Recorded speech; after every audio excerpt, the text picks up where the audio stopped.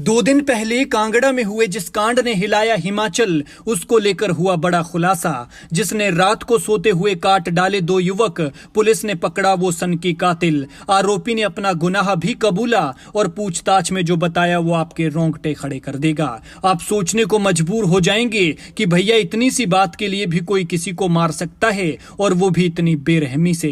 एक छोटी सी बात और 3 परिवार तबाह।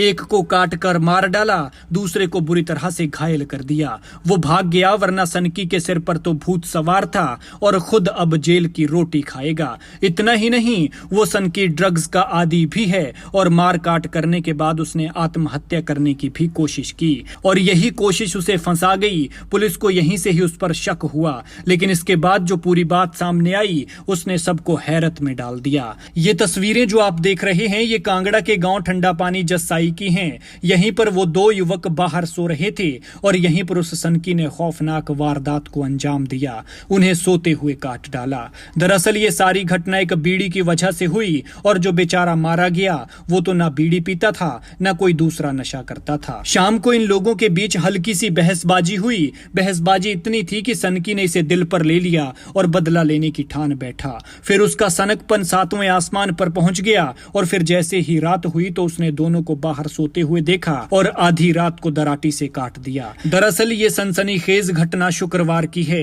ढाबे में सो रहे युवक को मौत के घाट उतारने वाले मुख्य आरोपी को पुलिस ने टांडा अस्पताल से गिरफ्तार किया है। आरोपी का नाम रोहित है, और जहां ये घटना हुई, रोहित का घर वहीं से थोड़ी सी दूर है। रोहित ने पुलिस को बताया कि वो शुक्रवार करीब 7:30 बजे अपने एक दोस्त के साथ ढाबे पर गया था और फिर घर लौट गया, लेकिन रात करीब 11:30 बजे उसे बीड़ी पीने की तलब लगी, और बीड़ी ना होने पर वो घर से उठकर उसी दुकान पर बीड़ी लेने चला गया। दुकान के बाहर शेड में अभिषेक और विजय कुमार सो रहे थे। रोहित ने उनसे बीड़ी का बंडल मांगा तो विजय ने मना कर दिया कि अब इतनी रात को बीड़ी का बंडल कहां से मिलेगा, जिस पर दोनों में काफी देर बहस होती रही। बीड़ी न मिलने पर रोहित गुस्से में आ गया और उसने साथ पड़ी उन्हीं की दराटी से विजय पर वार कर उन्हें जख्मी कर दिया। इतने में साथ सोए अभिषेक की नींद खुली तो उसने कहा कि ये क्या कर रहे हो। तब रोहित ने दराटी से अभिषेक की गर्दन पर वार कर दिया, जिससे उसकी मौके पर ही मौत हो गई। लेकिन किस्मत देखिए, बहसबाजी किसी और के बीच हो रही थी और मौत का शिकार कोई और हुआ। जानकारी के मुताबिक रोहित ड्रग्स का भी आदी है, जबकि विजय ने शराब पी रखी थी और अभिषेक किसी भी तरह का नशा नहीं करता था। पुलिस ने बताया कि पुलिस के शक की सुई उसी समय रोहित की तरफ घूम गई थी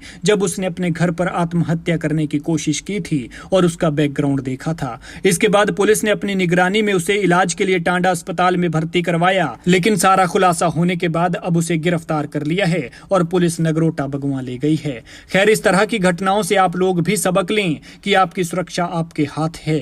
इस तरह खुले में सोने से परहेज करें, क्योंकि इस तरह की स्थिति में दिन में तो आप अपना बचाव कर सकते हैं, लेकिन रात में सोते हुए आप कुछ भी नहीं कर सकते हैं। खुद को सुरक्षित रखकर घर के अंदर आराम से सोएं।